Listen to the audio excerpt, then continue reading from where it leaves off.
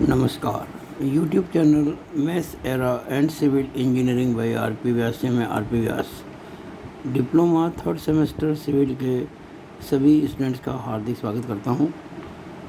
इस वीडियो में आज हम पढ़ेंगे सब्जेक्ट कोड CE 3003 जिसका नाम है MOM मैकेनिक्स ऑफ मटेरियल्स, और इसका जो चैप्टर नंबर 1 है मोमेंट ऑफ इनर्शिया, संक्षेप में बोलते हैं MI, और हिंदी में कहते हैं जड़त्व आघूर्ण। इस चैप्टर पर मेरा ये तीसरा वीडियो है। आप देखेंगे ये वीडियो नंबर 3 जो है। और आज इस वीडियो में हम दो बहुत महत्वपूर्ण प्रमेय समझने जा रहे हैं। इनका सत्यापन आपके पाठ्यक्रम में नहीं है, इसलिए मैं सत्यापन नहीं करूँगा। हाँ, बीटेक जो बच्चे पढ़ते हैं तो उसमें ये प्रूफ होता है।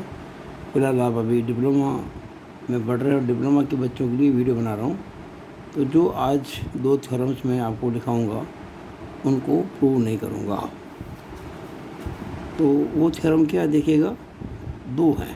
पहली उसे कहते हैं समांतर अक्ष प्रमेय, समांतर अक्ष प्रमेय, parallel axis theorem.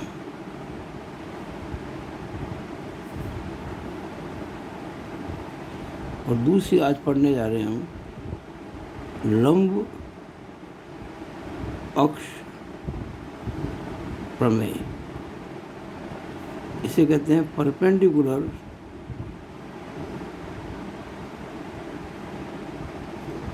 Axis theorem. दो थ्योरम्स आज हम इस वीडियो में समझेंगे, समांतर अक्ष प्रमेय और लंब अक्ष प्रमेय। अब देखिए, समांतर अक्ष प्रमेय जो है, ये सबसे पहले तो आपको ये समझना होगा कि किन दो मोमेंट ऑफ इनर्शिया को आपस में कनेक्ट करती है, यानी कि जोड़ती है। हम पढ़ने जा रहे हैं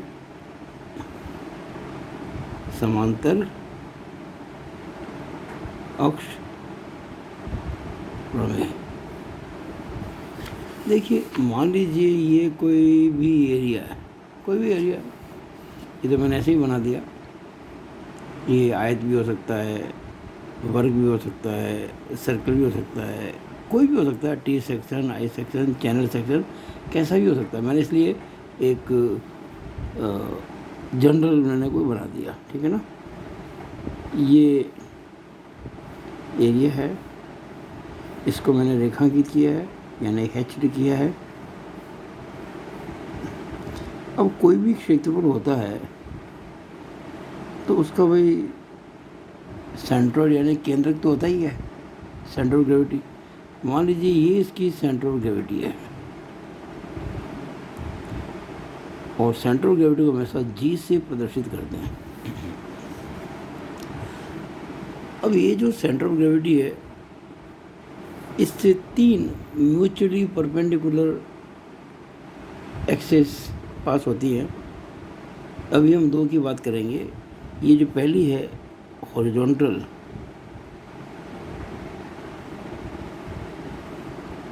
इसे कहते हैं एक्स एक्सिस, और दूसरी है वर्टिकल,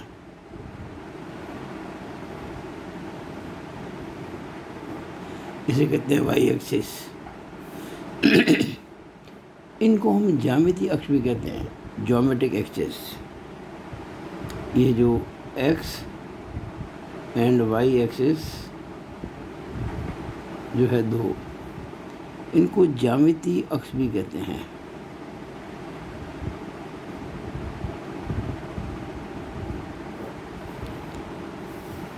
अब देखिएगा, ये जो एक्स एक्सिस है, अगर मैं इसके समांतर एक रेखा खींचूं कहीं पर भी, मान लो इसको मैंने AB कह दिया, यहाँ जो AB रेखा है ना, ये एक्स अक्ष के समांतर है, और आप जानते हैं कि समांतर रेखाओं को अपन ऐसे एरो लगा के प्रदर्शित करते हैं इस तरह से। हम यहाँ ये कह सकते हैं कि line A B is parallel to X axis, यानी ये ए बी जो है समांतर अक्ष है। किसके समांतर? इस ज्यामितीय अक्ष के समांतर, यानी this line A B is parallel axis to this geometric axis. और इन दो एक्सिस के बीच की जो दूरी है ना, उसको मैं h मान लेता हूँ। h is equal to distance between this two parallel axis. अब मान लीजिए इस x एक्सिस के जो अबाउट मोमेंट ऑफ इनर्शिया आपको पता है, यू हैव, और इसके अबाउट आपको निकालना है। यानी इस अक्ष के सापेक्ष तो जड़त्व गुण पता है, और इसके समांतर किसी अक्ष के सापेक्ष या परित या अबाउट आपको निकालना है। या इसका विलोम भी सत्य है, इसके अबाउट तो आपको पता है और इसके अबाउट निकालना है। यानी ये जो दो एक्सिस हैं, इनमें से किसी एक के अबाउट पता होगा और बाकी जो दूसरा बचा उसके अबाउट निकालना होगा। हाँ, और हाँ, इनके बीच की दूरी पता होगी h, और साथ में जो एरिया नहीं पूरा जो मैंने हैचर कर रखा है, रेखांकित या छायांकित, ये एरिया ए आपको पता होगा कितना है।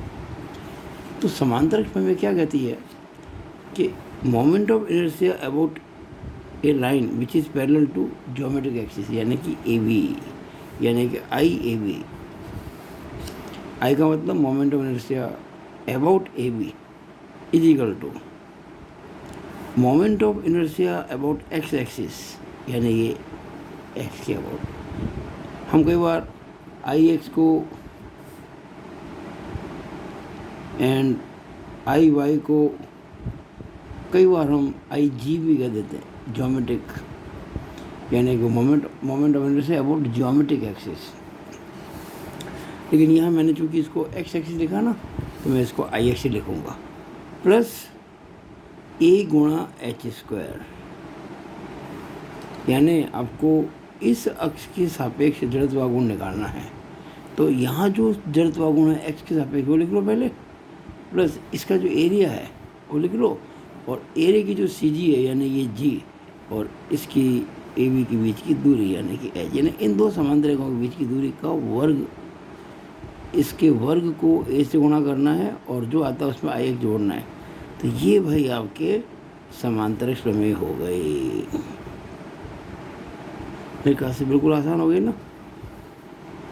अच्छा, मान लीजिए ये जो आपको दिख रही है वाई एक्सिस, मान लो इसके समांतर को रेखा है, और वो रेखा है सी डी।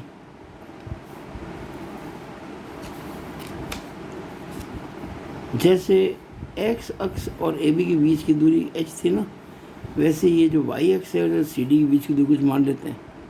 तो इसको मैं कुछ समय के लिए H1 मान लेता हूँ। तो ये जो आई सी डी होगा, अच्छा ये जो सी डी रेखा है ये पैरेलल टू वाई एक्सिस से, ध्यान रखना, it is parallel to Y axis. तो आई सी डी जो होगा वो I Y plus A into H1 square. ए तो वही इस क्षेत्र का क्षेत्रफल, और H पहले तो ये एक्स अक्ष और ए बी के बीच की दूरी थी, और जो H1 है ये वाई एक्सिस और सी डी की दूरी है। तो इस तरह से हम ज्योमेट्रिक एक्सिस के पैरेलल किसी एक्सिस के about moment of inertia find कर सकते हैं। किसकी सहायता से? समांतर अक्ष प्रमेय की सहायता से, with the help of parallel axis theorem, जो कि ये है। ये दो स्टेटमेंट जो है ना, ये पैरेलल एक्सिस थ्योरम के लिए है। इसका सत्यापन, इसको प्रूव करना आपके पाठ्यक्रम में नहीं है, हम नहीं करेंगे। अब दूसरी जो थ्योरम आज हम पढ़ने जा रहे हैं इस वीडियो में, वो है लंब अक्ष प्रमेय।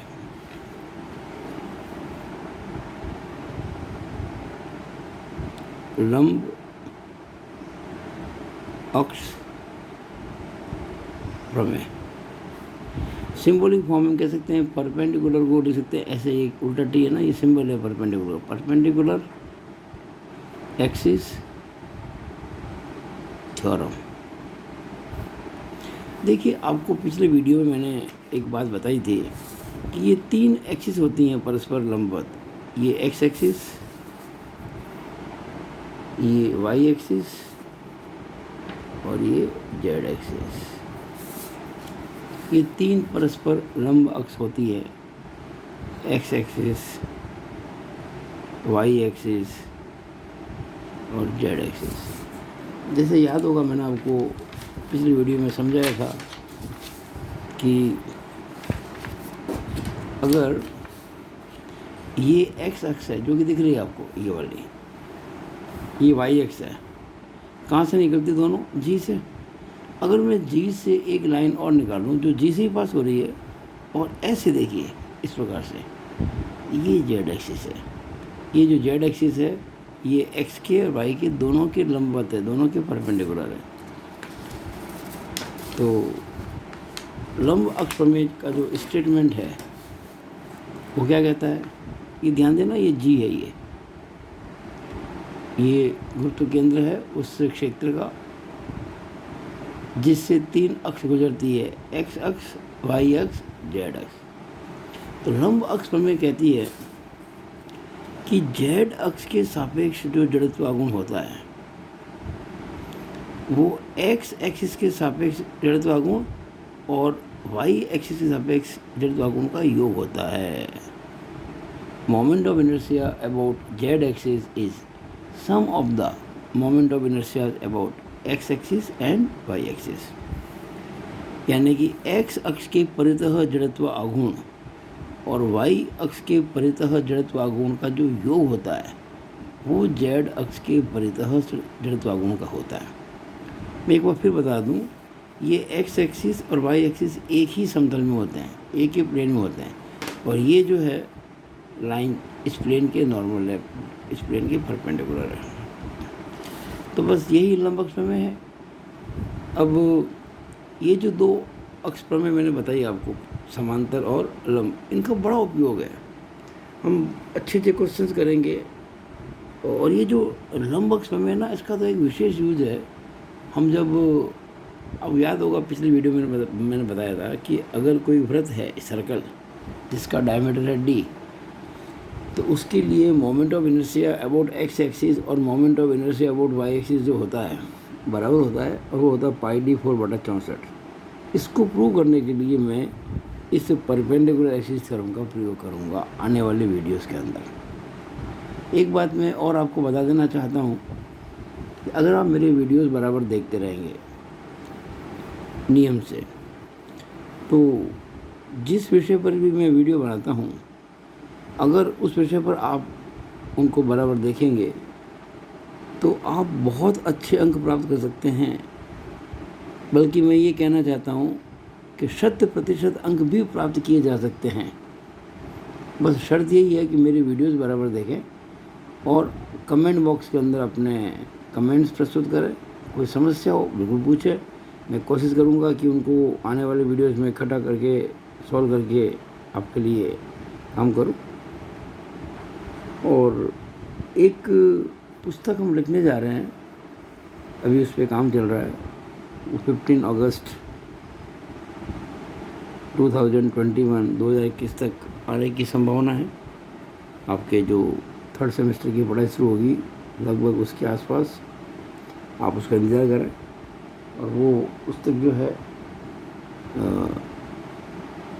गवर्नमेंट पॉलिटेक्निक कॉलेज जोधपुर के सिविल ब्रांच के विभागाध्यक्ष श्रीमान सुरेश जी राठी और मेरे यानी कि RP व्यास के द्वारा संयुक्त रूप से लिखी जा रही है। उसमें पिछले कम से कम 10 वर्षों के प्रश्न पत्रों का समावेश होगा, और जो आपका सिलेबस है उसके पाठ्यक्रम के एक एक बिंदु के हिसाब से वो किताब लिखी जा रही है। यानी आपको उस किताब को जब आप देखेंगे तो आपको लगेगा कि इसके आगे तो हम कुछ करना ही नहीं है। बड़ी बड़ी जो रेफरेंस बुक्स है वो भी फिर उसके आगे फीकी पड़ जाएंगी, क्योंकि वो केवल आपके काम की चीज़ उसमें होगी, दूसरी चीज़ होगी नहीं। पिछले कम से कम 10 वर्षों के प्रश्न, उनके समाधान, अच्छे अच्छे प्रश्न, तो आप उसका वेट कीजिए। और ये पुस्तक जो मैं आपसे बात कर रहा हूँ, mechanics of material, code CE3003, ये ऋषभ प्रकाशन जो है, ऋषभ पब्लिशर, उसके द्वारा प्रकाशित की जा रही है। इंतज़ार करें और फिर बाद में अपने कमेंट बॉक्स के अंदर इस बारे में अपने कमेंट भी लिखें। तो मैंने आपको आज दोनों प्रमेय बता दी, समांतरिक्ष प्रमेय और लंब अक्ष प्रमेय। अब इनके उपयोग कुछ सीख लेते हैं इस वीडियो के अंदर। देखिएगा,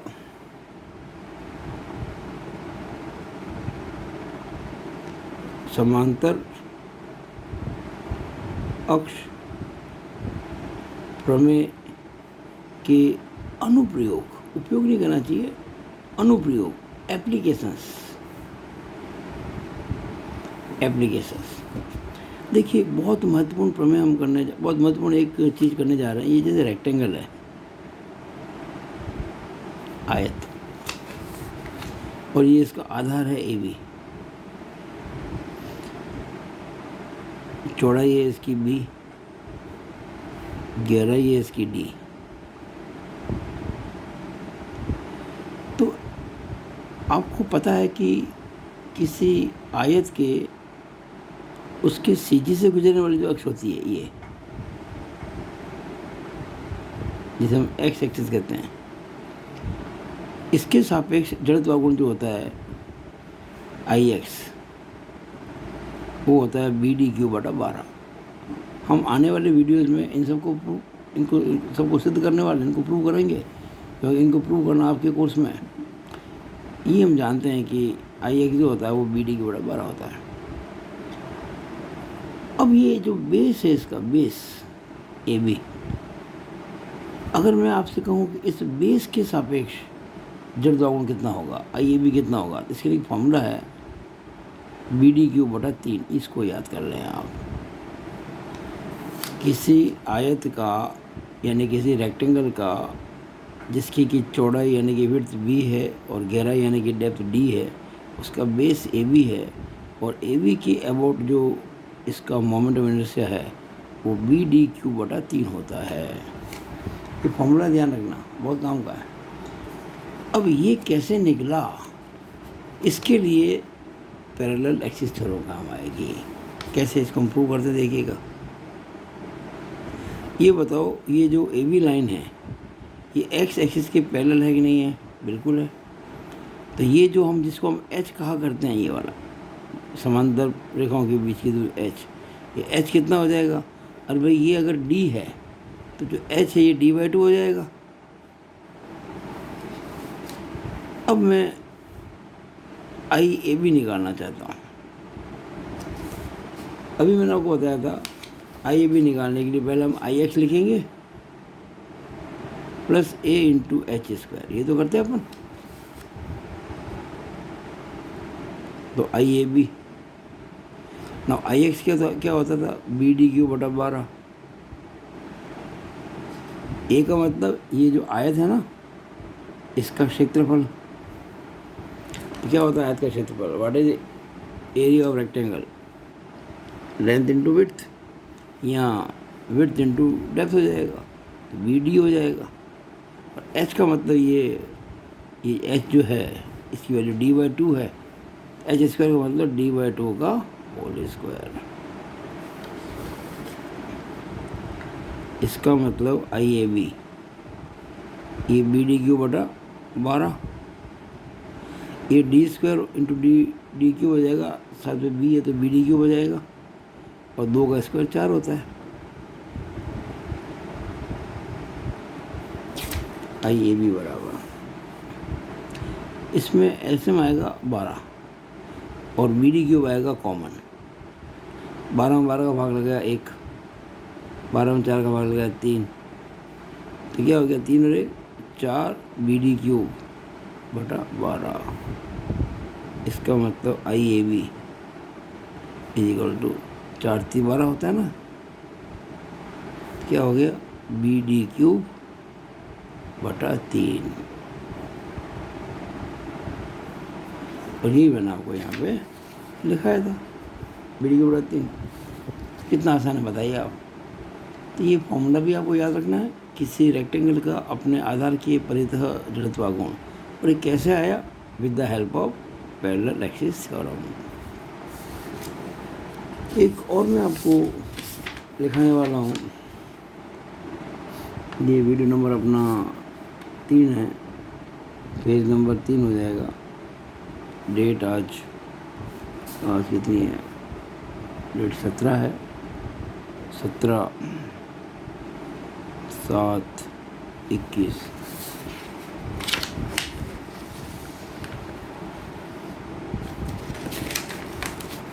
अब आप देखें, हम समांतर प्रमेय का उपयोग करके एक और, जैसे ट्रायंगल है,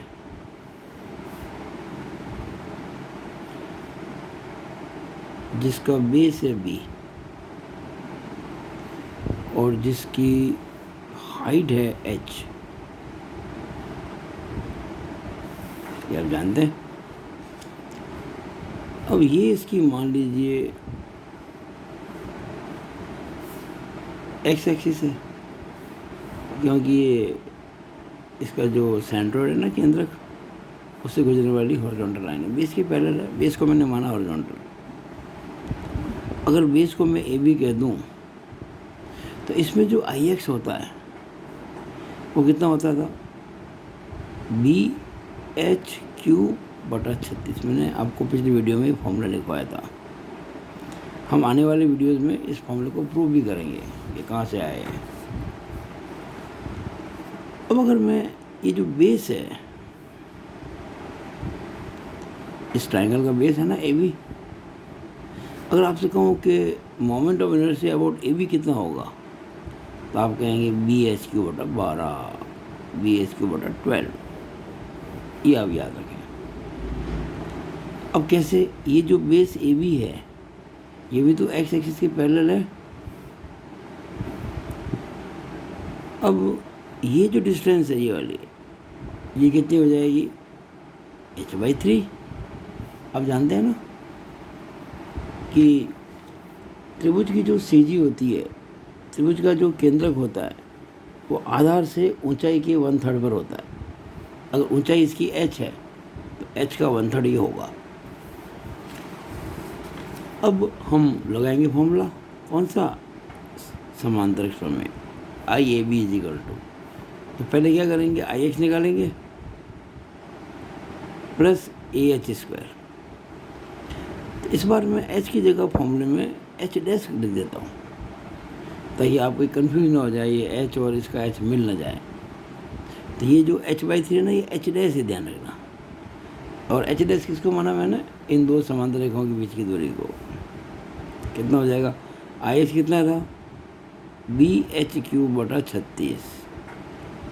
ए का मतलब इस ट्रायंगल का एरिया कैसे निकालते? त्रिभुज का बेस इंटू हाइट बटा 2, यानी कि 1/2 इंटू आधार इंटू ऊंचाई।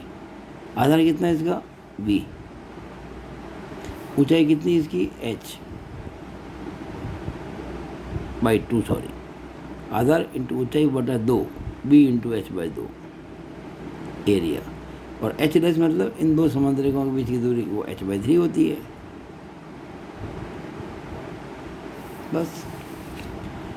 अब आप अगर सॉल्व करेंगे तो आपको आई ए बी मिल जाएगा। बी एच क्यू बटा 36 plus H square into H cube हो जाएगा। बी एच क्यूब 3 का स्क्वायर 9 दूनी 18 हो जाएगा। ये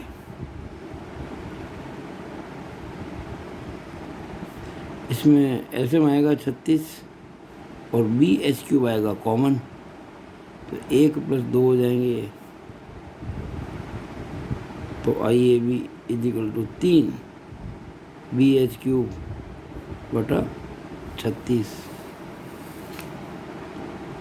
इसका मतलब आई ए बी बराबर बी एच क्यूब बटा 12। और यही मेरे को प्रूव करना था। ये देखिएगा, आसान है ना बिल्कुल। ये हमने समांतर एक्स प्रमेय का उपयोग करके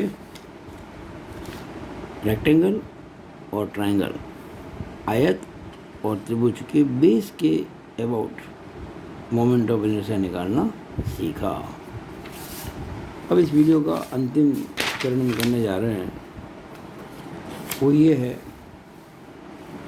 कि वीडियो नंबर 3 है, पेज नंबर 4 है और डेट तो 17/7/21 है ही। देखिए, ये एक सर्कल है। आप जानते हैं ये सर्कल की एक्स एक्सिस है।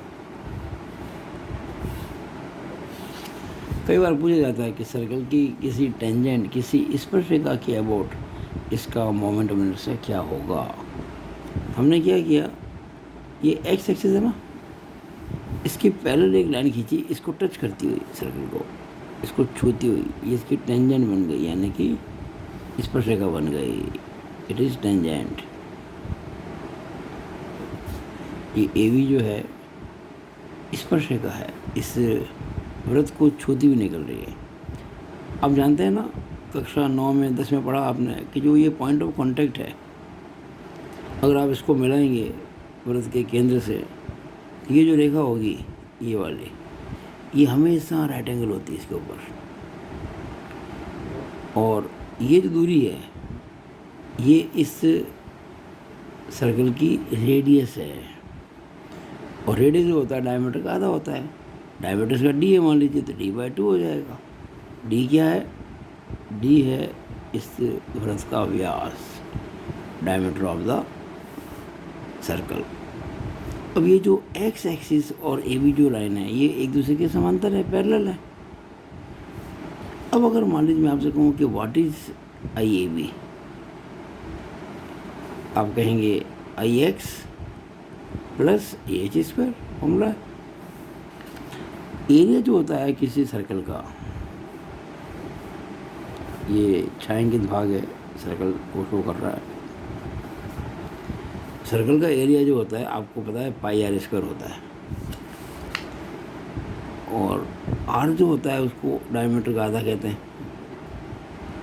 तो ये हमेशा πd²/4 होगा। ध्यान देना, आगे से हम सर्कल एरिया लिखेंगे π/4 × d²। बहुत काम की चीज़ है ये।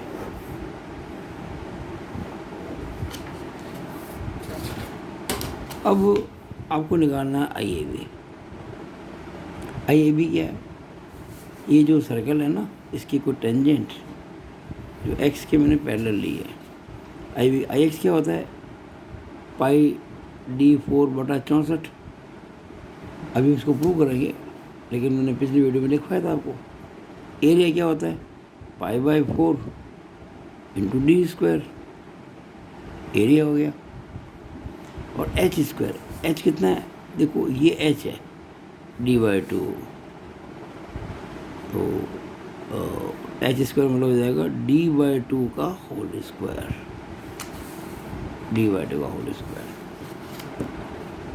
It means I A B is equal to πd4/64 plus pi, यहाँ से d² आएगा, ये d² है तो ये πd4 हो जाएगा। यहाँ देखिए 2 का स्क्वायर 4 आएगा, और इंटू 4 करेंगे तो 16 हो जाएगा। अब 16 और 64 का लघुत्तम एलसीएम 64 ही होगा, 16 और 64 का, और πd4 कॉमन आ जाएगा। तो 1 + 16 × 64 4। इसका मतलब I A B moment of inertia about tangent A B is equal to 4 और 1 5, तो 5 πd4/64। ये फॉर्मूला याद रखने की ज़रूरत नहीं है, कम काम में आता है। लेकिन कभी भी आपसे कहा जाए याद करो तो कहाँ दिक्कत है इसके अंदर, याद कर सकते हैं आप। तो इस तरह से मैंने आज आपको पैरेलल एक्सिस थ्योरम पे काफ़ी छोटे छोटे सवाल किए। रेक्टेंगल का उसके बेस के about moment of inertia, triangle का उसके बेस के अबाउट मोमेंट ऑफ इनर्शिया और सर्कल का उसके किसी टेंजेंट के अबाउट मोमेंट ऑफ इनर्शिया। और परपेंडिकुलर एक्सिस का यूज़ हम करेंगे अगले वीडियो में। मुझे आशा है आप लोगों को ये अच्छा लगा होगा और काफ़ी समझ में आया होगा। अगर आप मेरे वीडियोस बराबर देखते रहते हैं तो विश्वास कीजिए आपको कहीं पर भी किसी कोचिंग की ज़रूरत नहीं पड़ेगी और आप बहुत अच्छे मार्क्स प्राप्त कर सकते हैं। बस वीडियो बराबर देखें, आप अच्छे लगे इनको तो लाइक करें, शेयर करें और मेरे YouTube channel maths era and civil engineering by R P Vyas को सब्सक्राइब करना ना भूलें। तो it is all over about this video. Thank you.